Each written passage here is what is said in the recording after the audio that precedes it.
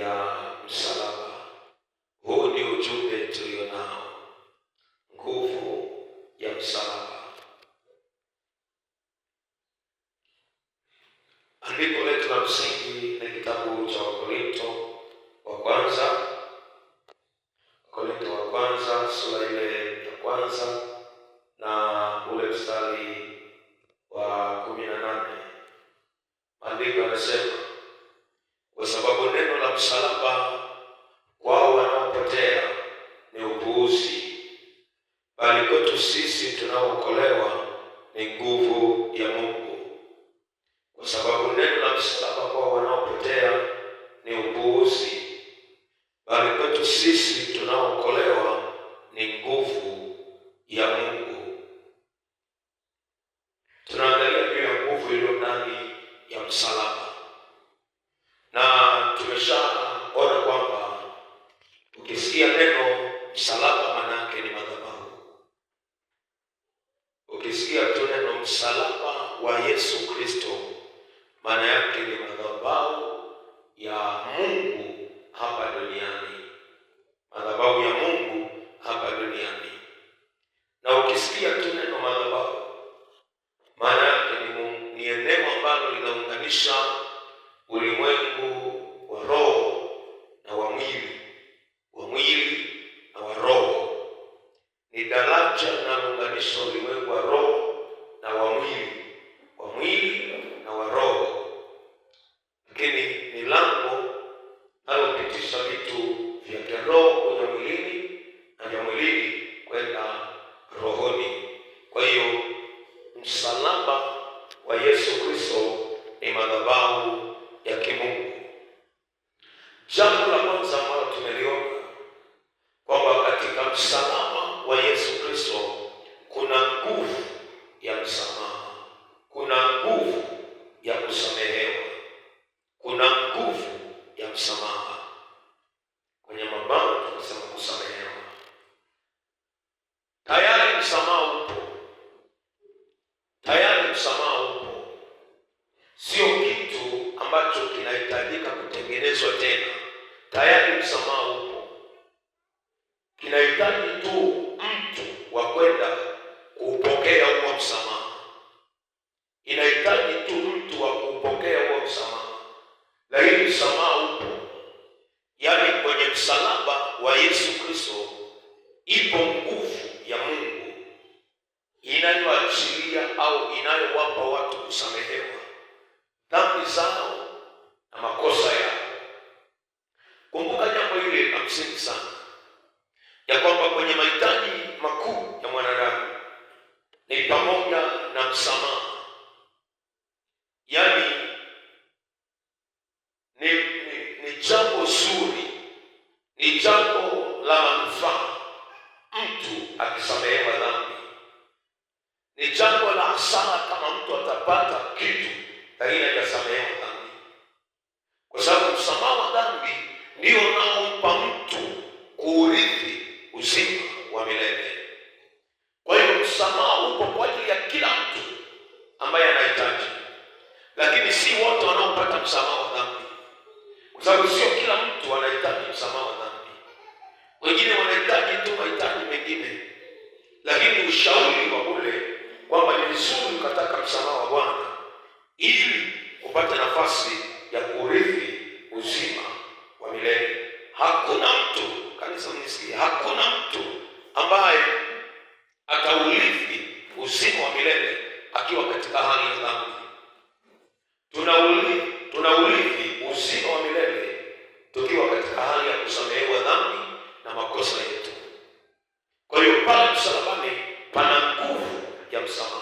Sasa ili upokee msamaha, nasema ni lazima ukiri kwamba unahitaji msamaha, lakini lazima utubu. Na tumeangalia tafsiri ya neno kutubu. Tafsiri ya kwanza ya neno kutubu tukasema ni kuacha, sawa sawa na Mithali 28:13. Mithali 28:13,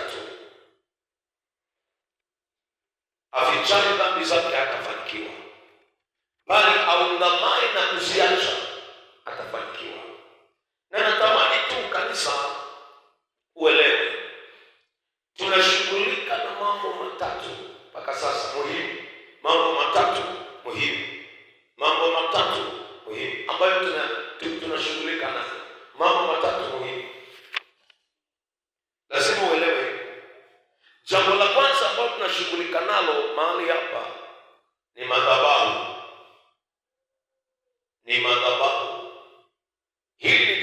muhimu sana kuelewa.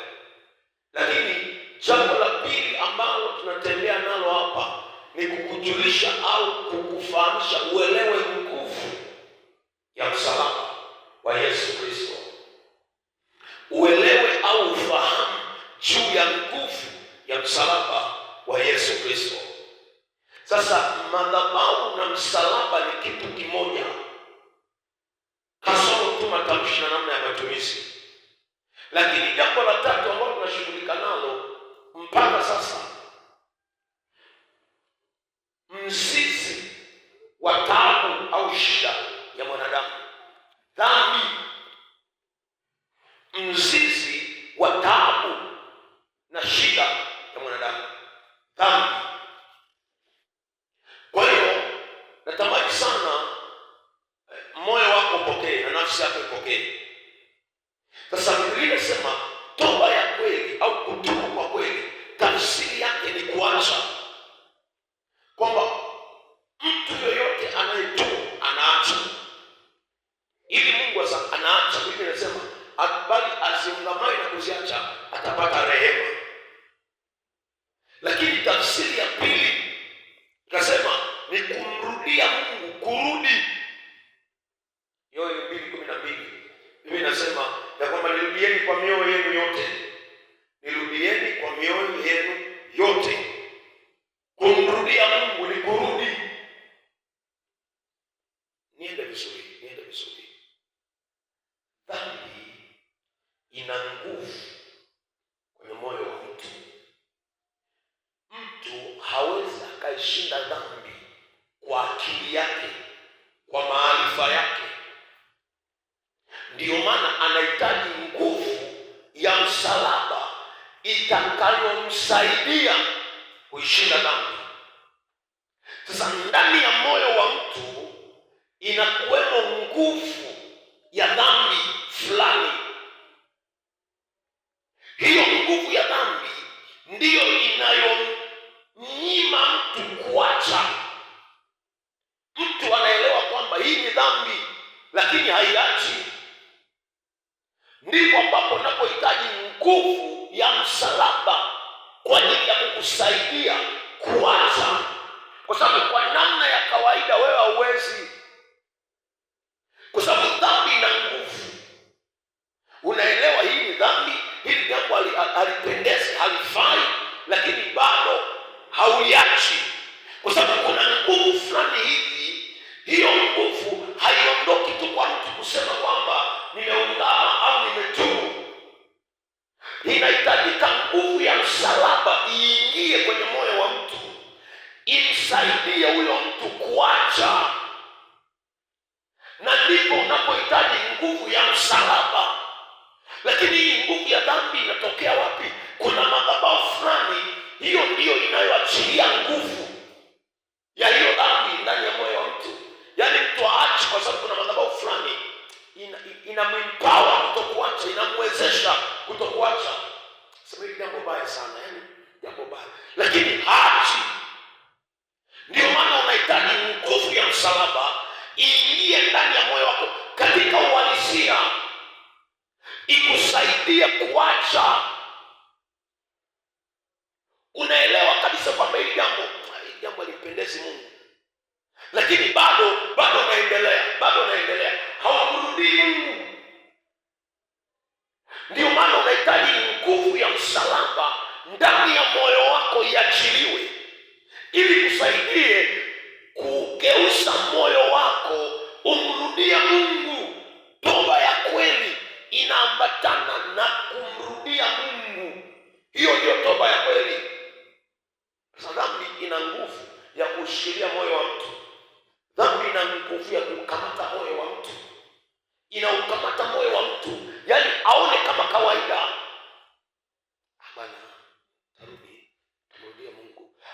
Akijaribu kurudi, kuna nguvu fulani inamvuta, inaushika moyo wake. Nahitaji nguvu ya msalaba pita kwenye maisha yetu, kwenye familia zetu, kwenye mawazo, kwenye fikra, ili upate kuwa huru.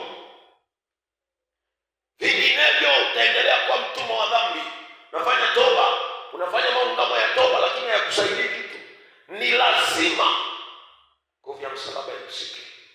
mioyo ya watu wengi sana ambayo imekamatwa, na namna ya kuikomboa hiyo mioyo, kuisaidia hiyo mioyo ni kwa kuruhusu nguvu ya msalaba ipite kwa ajili ya geuza hiyo mioyo imwelekee Mungu na kumrudia Mungu. Nikupe tafsiri ya tatu leo jioni. Hizi zinazokueleza zina maana mno. Ni pointi za kuomba au ni pointi za kuombea. Pointi za kuomba. Hitaji nguvu ya msalaba ikusaidie kuacha. Msalaba wa Yesu kusaidie kuacha. Kama una tabia fulani, endelea kuomba paka nguvu ndani yako iwepo. Kwa sababu usipoacha, manake kile kinachokutumikisha kina nguvu kwako. Lakini unahitaji nguvu ya msalaba. Hivyo hitaji nguvu ya msalaba mpaka umrudie Bwana, ili moyo wako ugeuke umrudie Mungu. Kama ulikuwa unasoma neno umeacha, hakikisha mpaka unaanza kusoma neno. Kama ulikuwa unatoa umeacha, hakikisha mpaka unaanza kutoa. Kama ulikuwa unafunga umeacha, lazima moyo wako umrudie Mungu. Moyo, sio akili na mawazo. Moyo kwanza. Jambo la tatu, tafsiri ya tatu, maana ya tatu ya neno toba. Neno tatu. Elewa, tumelenga kushughulikia madhabahu. Elewa hili.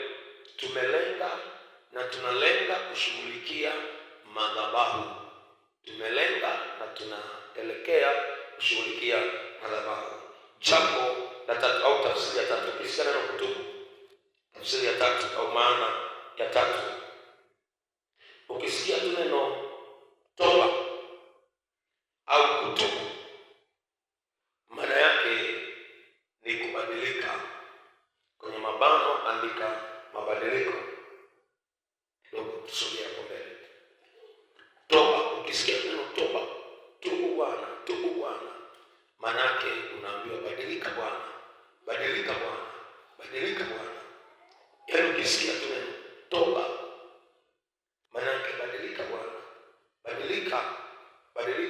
Toba ya kweli inaambatana na mabadiliko. Toba yoyote ya kweli inaambatana na kubadilika. Toba isiyoambatana na kubadilika, hiyo sio toba. Ni lazima yawepo mabadiliko rohoni na mwilini. Toba yoyote ya kweli inaambatana na kubadilika. Yawepo mabadiliko ya wazi rohoni na mwilini. Toba isiyo na mabadiliko, hiyo sio toba. Maungamo yasiyo na mabadiliko, hayo sio maungamo. Maungamo ya kweli, kutubu kwa kweli, kunaambatana na kubadilika. Mabadiliko rohoni na mwilini. Sasa kwa kuwa toba ni mabadiliko au mageuzi ya rohoni na mwilini, ielewe hili. Bwana Yesu asifiwe. Bwana asifiwe. Nirudie vizuri hapa. Sio naubiri kana kwamba watu wako mbali na mimi. Ubiri kana kwamba watu wako karibu na mimi. Toba ya kweli kabisa inaambatana na mageuzi ndani ya roho ya mtu, ndani ya moyo wa mtu, ndani ya maisha ya mtu. Yaani mtu akitubu, jambo kubwa tunalolitarajia na ambalo Mungu analitarajia ni mabadiliko. Kwamba huyu ametubu, Mungu anachotarajia kwamba kuwe na mabadiliko. Mabadiliko kwenye maisha ya mtu. Maisha ya mtu ambaye ametubu yasiyo na mabadiliko, hayo ni maigizo.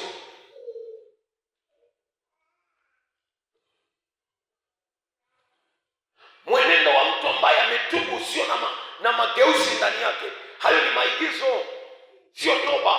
Toba ya kweli inaambatana na mabadiliko, mageuzi rohoni na mwilini. Mabadiliko kwenye maisha ya kawaida na maisha ya imani na maisha ya kiroho. Lazima yawepo mabadiliko. Sasa mabadiliko yoyote yanatokana na nguvu fulani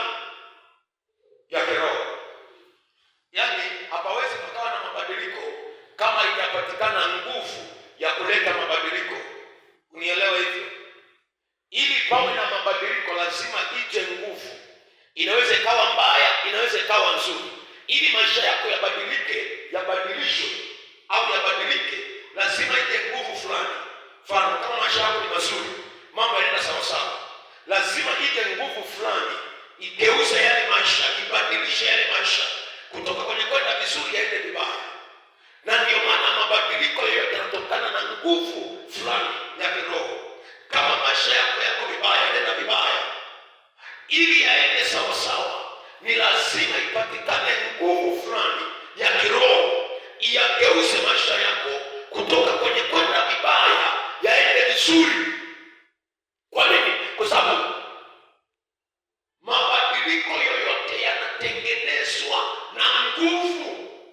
Nifundishe tu labda hivi kidarasani. Jamani, hiki kiti tunaona kimekaa hapa hivi. Hiki kiti kanisa tunaona kimekaa mahali hapa hivi. Bwana Yesu asifiwe. Mliwahi msiende nyumbani, muwepo. Tunakiona hiki kiti sikipo hapa hivi. Sikipo hapa. Watu wa Mungu, hiki kiti kitaendelea kuwepo hapa jinsi kilivyo, mpaka ipatikane nguvu nyingine ya kuja kukiondoa hiki kiti mahali hapa, aidha kukisogeza huku, aidha kukisogeza huku. Kama haitapatikana nguvu ya kukisogeza hiki kiti kinabaki hivyo hivyo. Na maisha ya mtu ni hivyo hivyo, kwamba ili pawe na mabadiliko fulani ndani ya maisha ya mtu, ni lazima ipatikane nguvu ya kiroho. Inaweza ikawa nguvu ya kiroho ya Mungu. Nguvu ya kiroho ya Mungu ikiingia kwenye maisha ya mtu, inayabadilisha maisha ya mtu. Hivyo hivyo na nguvu ya kiroho ya giza ya shetani ikiingia kwenye maisha ya mtu, inayabadilisha.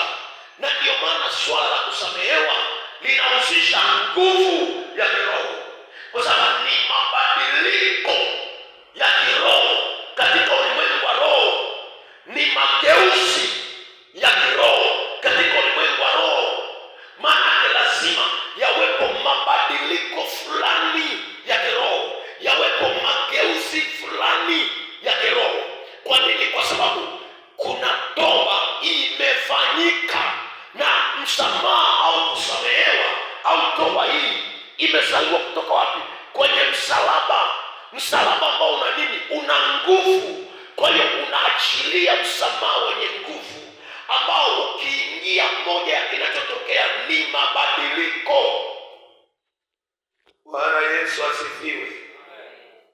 Kidogo ili tupate muda wa kuomba kidogo. Kitabu cha nabii Yeremia, kitabu cha nabii Yeremia sura ile ya pili. Kitabu cha nabii Yeremia sura ile ya pili mstari wa 21 mpaka ule wa 23. 21 mpaka 23. Maandiko yanasema, nami nalikuwa nimekupanda mzabibu mwema sana, mbegu nzuri kabisa.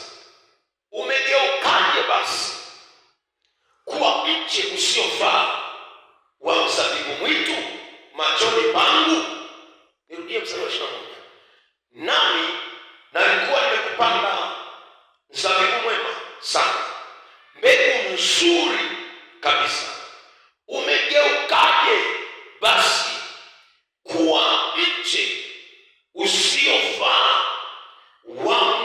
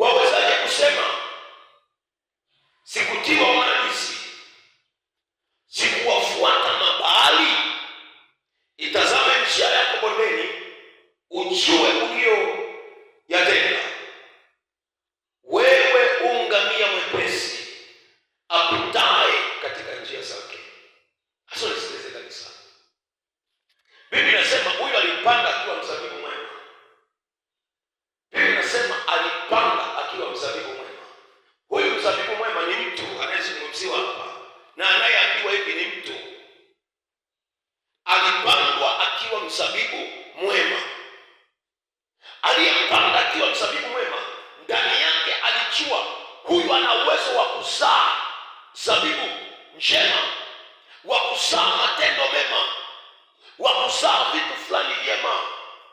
Lakini angalia, Biblia inasema Mungu anauliza, imetokeaje kutoka kwenye kuwa mzabibu mwema mpaka kuwa mzabibu mwitu?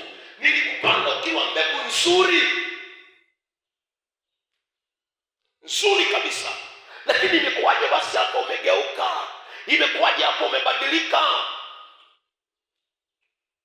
Haya mabadiliko ukiyatafakari tu kwa hali ya kawaida, unagundua kuna nguvu kubwa sana iliyotumika kugeuza kilicho chema kikawa kiovu. Sijajua kama huwa mnatafakari vizuri na huwa mnatafakari kama mimi. Hebu fikiria. Zinajengwa madhabahu 7. Madhabahu 7 ni kwa ajili ya wana wa Israeli. Jamani, ingetosha tu wakijenga moja, ingetosha tu wakijenga 2, ingetosha tu wakijenga 3, singetosha. Lakini mpaka 7. Wewe ukiona kuna namna maisha yako yamegeuzwa kutoka kwenye wema kwenda kwenye ubaya, kutoka kwenye kufanikiwa kwenda kwenye kutokufanikiwa, kuna nguvu kubwa sana ya kiroho ambayo imetumika kugeuza maisha yako. Hayajageuka tu hivi ni bahati mbaya, hayajageuka tu hivi, hayajageuka. Yaani kuna nguvu kubwa sana. Hebu tafakari hivi, mzabibu unaweza ukaona ni mbali. Wewe umepanda mahindi hapo, umeenda dukani, umepanda mahindi kwenye shamba lako.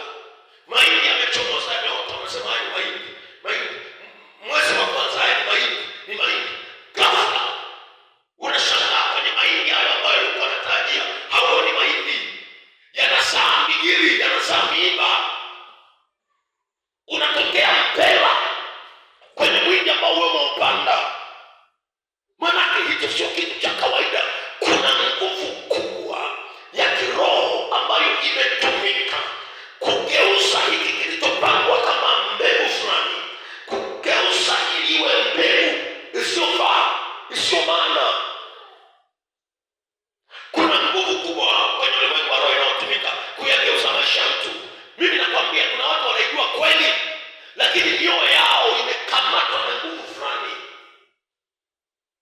Watu wanaelewa aina ya maisha ambayo Mungu aliwawekea, aliwapangia, lakini kuna nguvu fulani ya kiroho imebadilisha mitazamo, namna ya kutazama vitu, imebadilisha namna ya kutafsiri vitu, imebadilisha namna ya kuamua vitu. Hiyo nguvu imeshikilia moyo wa mtu. Badala ya kuzaa kilicho chema, anazaa kilicho kibaya. Mungu anauliza, umegeukaje kuwa mzabibu mwitu? Kuna nguvu fulani imegeuza. Sasa unisikilize. Ndio maana tunasoma hapa tunajifunza. Unisikilize. Kwenye mstari wa 22 anasema, maana hujapojiosha kwa magadi. Yaani mtu anajisafisha kwa magadi. Biblia inasema na kujipatia sabuni nyingi, lakini uovu wako umeandikwa mbele zangu. Sio kama unaelewa tafsiri hii. Maana yake hivi, yaani kujisafisha kwako kwa nje. Baba, najiosha kwa damu ya Yesu. Damu ya Yesu ifanye kazi kwenye dhambi. Unajioshaje? Ili damu ya Yesu ikuoshe, ni lazima utubu, uache dhambi. Damu ya Yesu haiwezi kukuosha kwenye dhambi. Biblia inakataa pale, hata kama ukijiosha kwa sabuni nyingi, uovu wako umeandikwa mbele zangu. Kwa sababu ndani kumegeuzwa na dhambi, kumebadilishwa na dhambi. Ili damu ya Yesu ifanye kazi, ni lazima pawe na mabadiliko ya ndani, kubadilisha moyo. Na mabadiliko haya, elewa, kwa sababu ni nguvu fulani ambayo imetumika. Maana ni lazima nguvu ya msalaba iingie ndani ya moyo wa mtu, kugeuza moyo wa mtu, kugeuza nia, kubadilisha mawazo, kubadilisha mitazamo na namna ya kutafsiri vitu. Bwana Yesu asifiwe. Bwana asifiwe.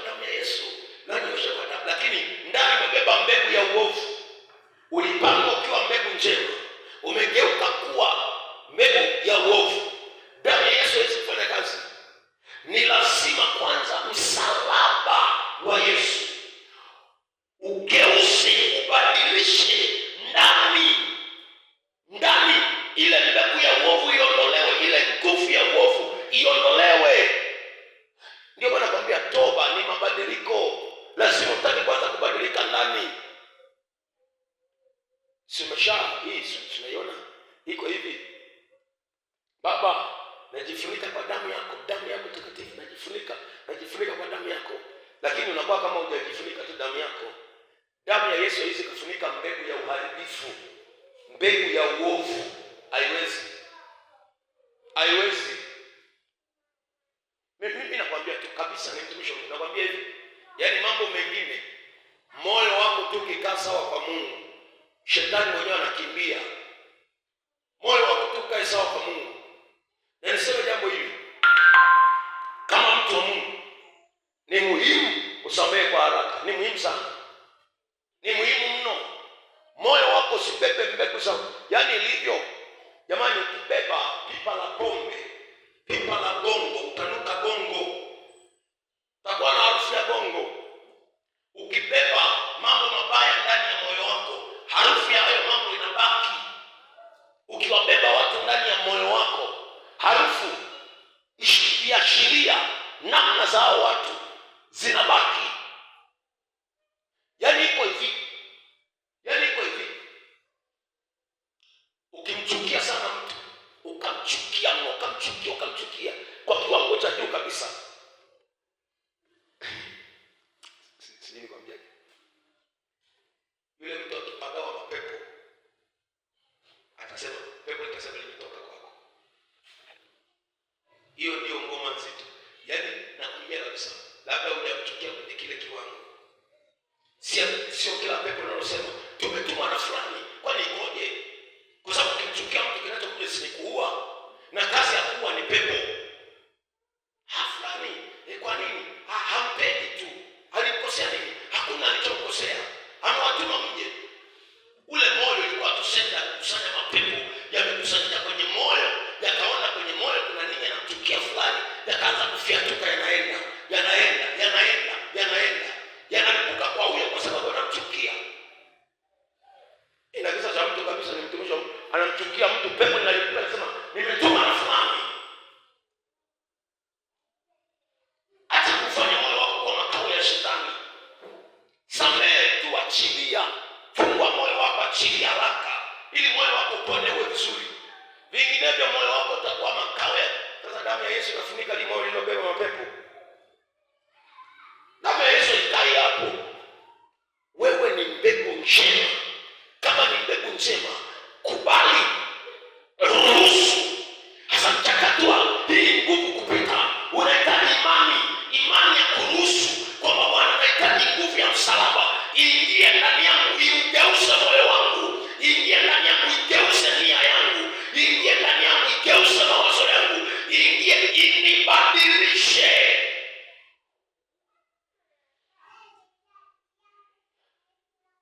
Tendo lolote lile ni zao la dhambi, ni zao la wazo. Tendo lolote lile ni zao la wazo. Kabla kitu hakijawa kitu, ni wazo. Uelewe kwamba wazo lina nguvu fulani. Kabla nyumba haijawa nyumba, ni wazo. Kabla dhambi haijawa dhambi, ni wazo. Sasa ili udhibiti mawazo, ili utawale mawazo, ni lazima iwepo nguvu fulani ya kiroho cha Mungu aliye hai, igeuze, ibadilishe namna ya kuwaza, kwa sababu idara ya mawazo kwenye moyo wa mtu, kwenye maisha ya mtu, idara inayozalisha vitu ni mawazo, kuwaza. Kama hakujabadilika huko, wewe kutubu na kupigia kelele,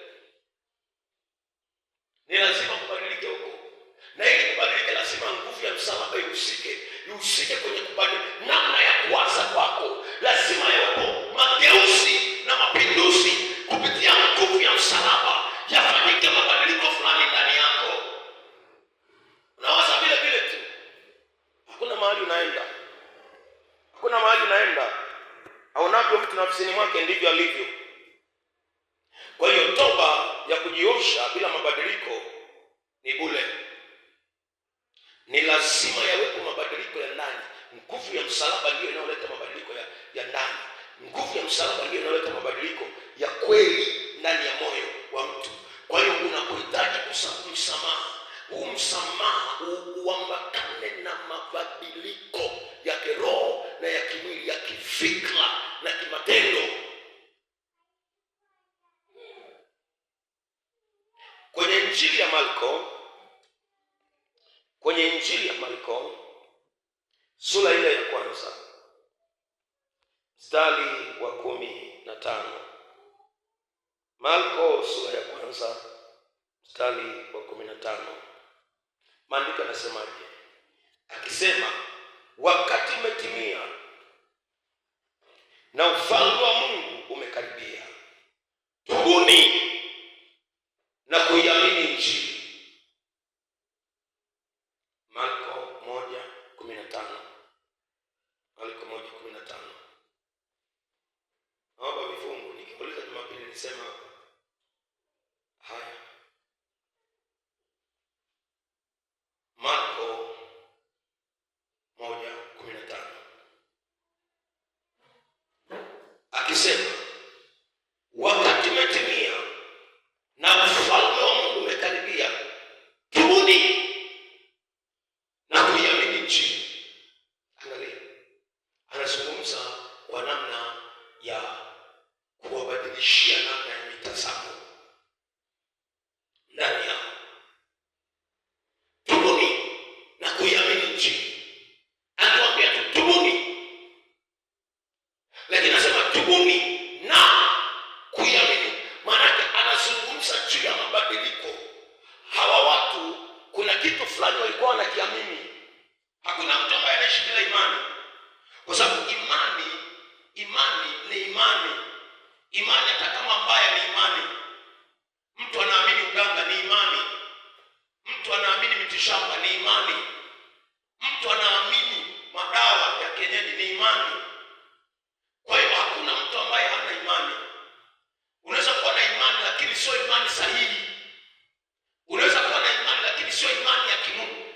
Hawa watu walikuwa na imani, lakini imani yao haikuwa katika Injili, haikuwa katika habari njema. Anawaambia tubuni, ufalme wa Mungu umekaribia.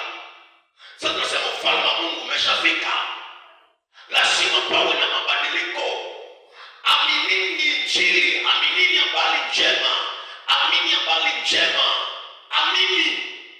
Kwa hiyo imani anayozungumza hapa kwamba aminini Injili, imani ni kitu cha kiroho. Anawaambia ndani yenu lazima kuwe na mabadiliko.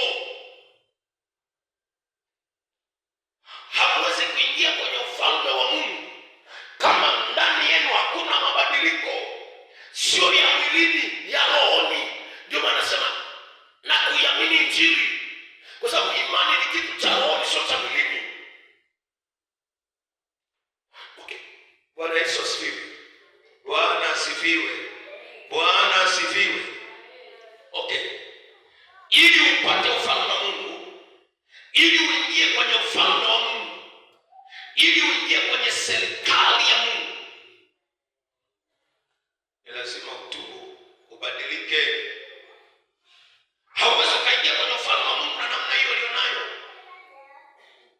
Anawaambia ufalme wa Mungu upo kweli, lakini sasa ili muingie kwenye ufalme wa Mungu, tubuni na kuiamini Injili.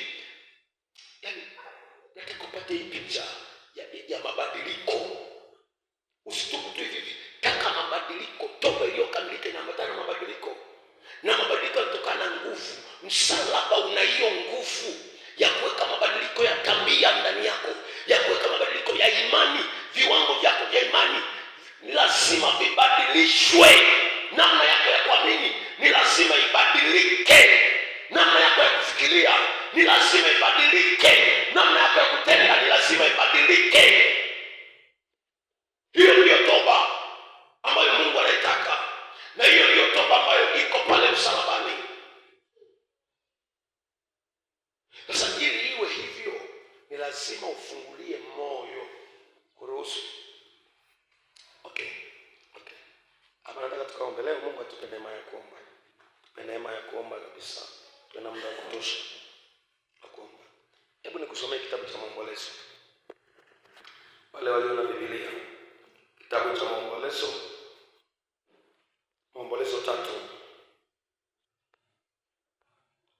3. Anza na mstari wa kwanza mpaka 17. Maombolezo 3. Mstari wa kwanza mpaka wa 17. Tunaposoma maombolezo, nataka kuonyeshe kwamba iko nguvu inayozuia mtu asibadilike. Yani kuna nguvu kabisa kwenye ulimwengu wa roho. Kuna nguvu kabisa kwenye ulimwengu wa roho ambayo inamzuia mtu, sio nguvu ya kimungu. Ni nguvu ya kishetani. Inamzuia kabisa mtu toba yake isiwe na mabadiliko. Yani toba yake ibaki kuwa ya maneno tu. Yani iko nguvu inamzuia mtu, inazuia maisha ya mtu yasibadilike. Kama mtu ni maskini, aendelee kubaki hivyo hivyo maskini. Iko nguvu kwenye ulimwengu wa roho. Kama mtu ni mgonjwa, aendelee kubaki hivyo hivyo kwenye ugonjwa. Iko nguvu kwenye ulimwengu wa roho inayozuia imani ya mtu isibadilike, isiongezeke, isikue, ili imani yake ibaki hivyo hivyo, ili kama ana hali fulani hivi ya maisha ibaki vile vile, na wakati mwingine aamini kwamba anastahili kukua kwenye hiyo imani. Ni nguvu ya kiroho. Ndio maana nakwambia tunahitaji nguvu ya msalaba kupita kawaida, ili nguvu ya msalaba ilete mabadiliko ndani ya mioyo yetu kupitia toba zetu, kupitia maungamo yetu, ilete mabadiliko kwenye mioyo yetu. Tunahitaji hiyo nguvu. Sasa hiyo nguvu ili ije, ni lazima tumaanishe, tuamini msalaba, ili msalaba ulete mabadiliko. Tukiulizana tu hapa watu wa Mungu, wewe tupe mabadiliko yako, umebadilika nini? Kuna tabia zipi zimebadilika kwenye maisha yako? Kuna mambo yepi yamebadilika ndani ya moyo wako? Tuambie, kwa nini nilikuwa nawaza bangi sasa hivi mimi siwazi bangi. Tunasema msalaba umefanya kazi hapo. Utuambie, mimi nilikuwa nawaza kujiua tu, lakini sasa hivi siwazi kujiua. Msalaba umefanya kazi hapo. Mimi nilikuwa nawaza zina tu, lakini sasa hivi siwazi hayo. Msalaba umefanya kazi hapo. Nilikuwa nawaza uganga tu, lakini sasa mabadiliko ili yawe hayo, lazima msalaba usike, kwa sababu ndio wenye nguvu ya kubadilisha. Unapoachia msalaba, unaachia na hiyo nguvu ya kumbadilisha mtu. Inawezekana unamwombea mtu fulani. Biblia inasema hivi, tunapofanya toba, tunafanya toba kwa ajili yetu sisi wenyewe na kwa ajili ya watu wengine. Ili toba ifanye mabadiliko kwa mtu mwingine, ni lazima ukubali nguvu ya msalaba iingie ndani yako wewe, iapply kupitia wewe, ifanye kazi kupitia wewe. Unaiamini nguvu ya msalaba, ipite kwako, ilete muunganiko na kwa yule unayemwombea. Pamoja na mabadiliko, unamwombea mtu aseme, kwa kweli mimi nashangaa tu ghafla mawazo yangu yamebadilika sana, sijajua kwa nini. Unaelewa, yale maombi ya toba niliyokuwa nayafanya umefanya kazi mpaka kwa huyo mtu. Unamwombea mtu wewe mwenyewe, hiyo nguvu haijabadilisha, ni bure.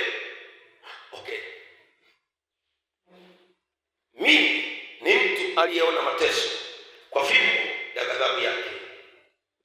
Ameniongoza na kuniendesha katika giza, wala si katika nuru. Hakika juu yangu ameugeuza mkono wake mara kwa mara mchana wote. Sasa niwe nakutafsiria mdogo ili unapata tafsiri. Naelewa.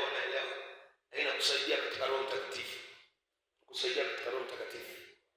Kwamba huyu ni mtu ambaye ameyaona mateso, lakini kwa fimbo ya ghadhabu yake. Sema amemwendesha katika giza, wala sio kwenye nuru. Mstari wa 3 anasema, hakika ameugeuza mkono wangu mara kwa mara mchana wote. Yaani amembadilishia namna ya kumwadhibu mara kwa mara watoto, mara mwili, mara kichwa, mara uchumi. Yaani anageuza tu namna ya kumwadhibu, namna ya kumtesa. Kisangalia anasema, amechakaza nyama yangu na ngozi yangu, ameivunja mifupa yangu, amejenga boma juu yangu kunizungushia, na kunizungushia uchungu na uchovu. Yaani kila unapozunguka wewe ni uchungu, ni uchovu, ni uchungu, ni uchovu. Katika vitu vya msingi sana kwamba mtu wa Mungu, Mungu akiwa ndani yake, hata ngozi ya uso haichakai, haichakai, haichakai. Mstari wa 6, amenikalisha kwenye giza. Bwana Yesu asifiwe. Watu kwa mbalimbali kweli, muulize jirani yako umekalishwa wapi? Kwenye giza au nuruni? Jibu nalo moyoni. Mimi nasema kwa kweli mimi niko gizani kabisa. Nimekalishwa gizani kabisa, niko gizani. Amenikalisha kwenye giza. Kama watu waliokufa zamani. Yaani huyu yuko hai, hana tofauti na waliokufa. Yuko hai, hana tofauti na waliokufa. Amesema amenizingira pande zote hata siwezi kutoka. Ameufanya mnyororo wangu mzito. Kuna mnyororo mwepesi, lakini mnyororo huu umefanywa kuwa mzito. Sasa angalia, huyu mtu mpaka anasema hivi anapenda kuwepo pale, hapendi. Lakini kuna nguvu fulani imemkalisha kwenye giza. Anaitamani nuru, lakini hayupo kwenye nuru. Anatamani uhuru, hayupo kwenye uhuru. Kuna nguvu imekamata, imemkalisha hapo. Kaa kwenye giza wewe. Huyu ni wa nuruni, lakini kuna nguvu imemkalisha kwenye giza. Huyu anatakiwa kuwa huru, lakini mnyororo wako umefanywa kuwa mzito ili hata asiweze kutembea. Niliwaambia siku moja hapa, jamani, kwenye ulimwengu wa roho, wengine macho akifunguka hivi, utashangaa kuona watu wamefungiwa mawe kwenye maisha yao, wanatembea hivi, nyuma kuna mawe ili kumpunguzia mwendo. Hatakiwi kwenda huyu, amefungiwa jiwe zito, hatakiwi kwenda mahali huyu. Wengine wamebebeshwa mawe, hatakiwi kwenda mahali. Wengine wametwishwa mizigo mizito, hatakiwi kwenda mahali, amekalishwa mahali. Kwenye ulimwengu wa mwili wewe, unajua mwili huo unalia kitu. Ukiota ndoto mbaya, ukiota ndoto ya ovyo, mfano tu umekula sana, ukiamka kuna namna unaona mwili umepokea. Ukiota ndoto umekimbizwa, ndoto mbaya, ukiamka mwili unalia, unahema haraka. Huu mwili unalia tu.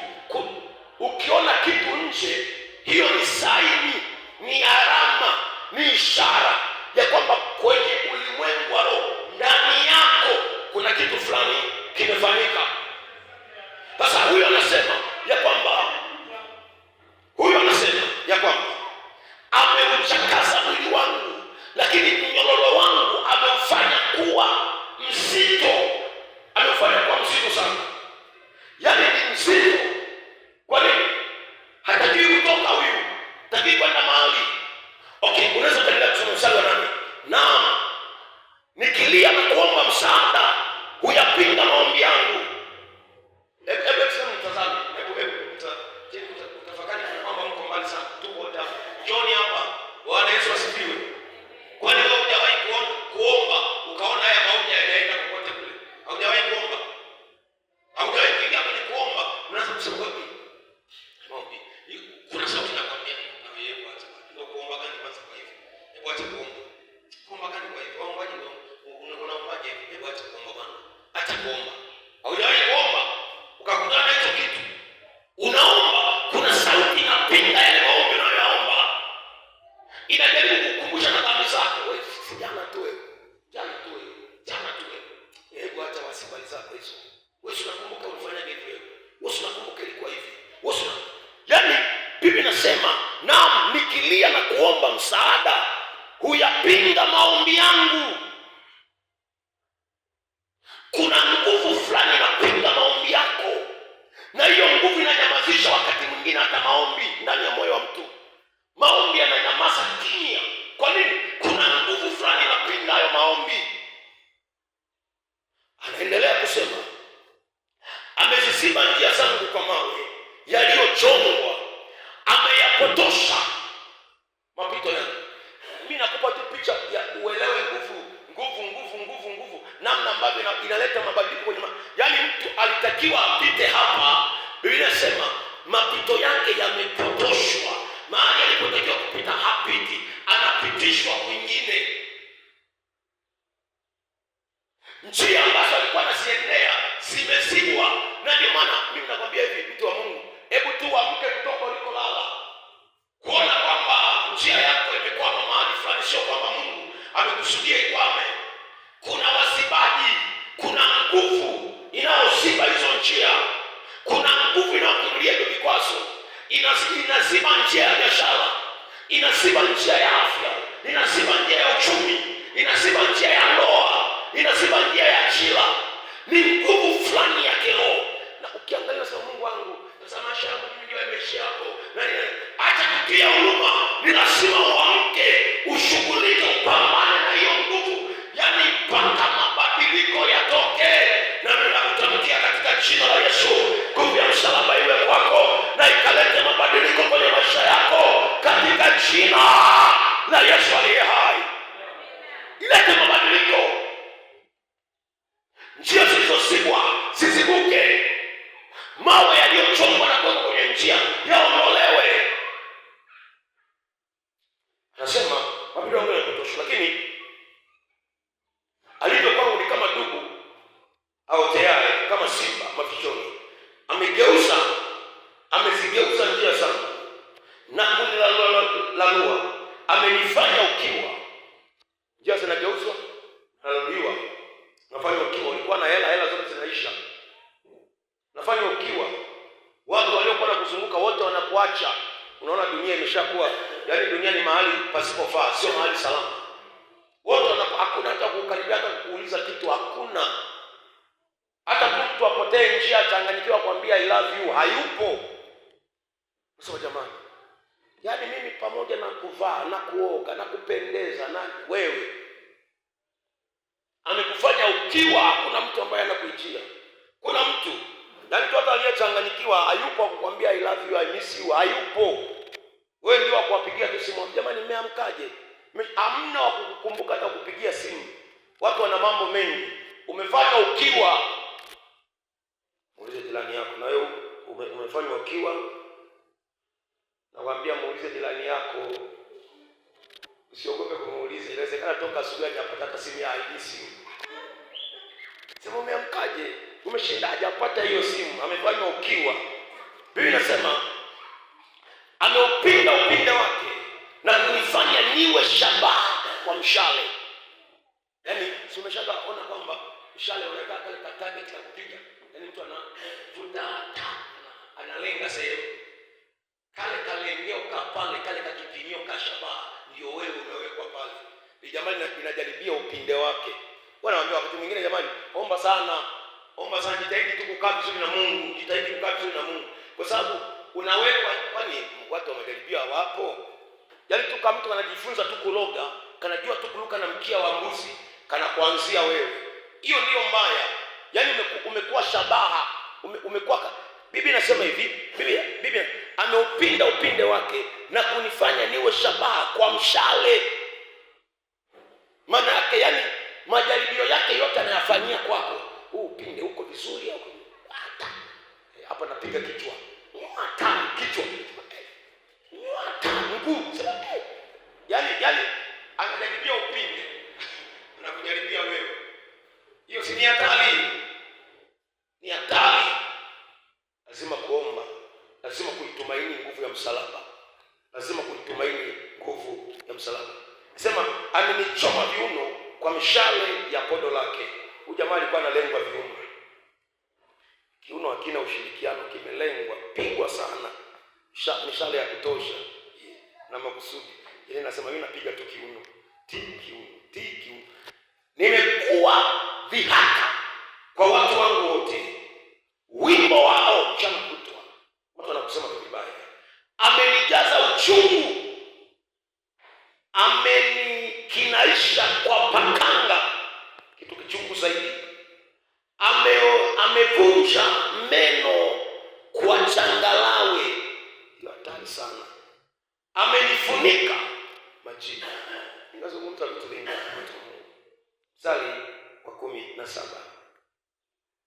Umeniweka nafsi yangu mbali na amani, nikasahau kufanikiwa. Kuna watu ambao wameshasahau kufanikiwa. Nikasahau kufanikiwa. Yaani swala linaloitwa kufanikiwa kwenye maisha ya wengine ni kitendawili. Hakumbuki lini amefanikiwa. Kila analolianza alifanikiwa. Hakumbuki lini amefanikiwa. Kila wazo analoanzisha alifanikiwa. Ameniweka mbali na kufanikiwa. Sasa nakuonyesha kuna nguvu. Huyu mtu alikuwa anataka kufanikiwa ila hafanikiwi. Huyu mtu alikuwa anataka kuwa huru ila hawi huru. Kuna nguvu inayozuia mabadiliko. Sasa kuelewa vizuri, nataka tuombe. Kwa picha hiyo hiyo, kwa sura hiyo hiyo ya kwamba iko nguvu kubwa ya kiroho chagiza inayomzuia mtu asibadilike kutoka kwenye dhambi kuingia kwenye utakatifu. Kwa nini? Ili aendelee kuwa mtu. Inamnyima mabadiliko, inakataa mabadiliko ndani yake. Sasa ili pawe na mabadiliko ni lazima nguvu nyingine ambayo ni nguvu ya msalaba wa Yesu Kristo iingie na kuingilia kati. Kwa ajili ya nini? Kuleta mabadiliko ndani ya moyo. Huo moyo ugeuzwe, huo moyo ubadilishwe, hiyo nia igeuzwe na kubadilishwa. Kwa maana hiyo, nenda mbele za Bwana kwa kuomba. Tunaomba toba, ni lazima tuungame hivyo. Lakini lazima tuite nguvu ya msalaba ndani ya mioyo yetu. Ita nguvu ya msalaba ndani ya moyo wako. Ita nguvu ya msalaba ndani ya mawazo yako. Ita nguvu ya msalaba ndani yako, ili hiyo nguvu ikusaidie kuleta mabadiliko. Kuwe na mabadiliko. Kama tu mwili hausikii, lazima ile nguvu. Unataka kusikia mwili wako, lazima usikie. Sasa ili hayo yatokee, lazima iwepo nguvu ya msalaba. Okay, sasa tunaombaje? Tunaomba toba. Lakini lazima tuvunje madhabahu.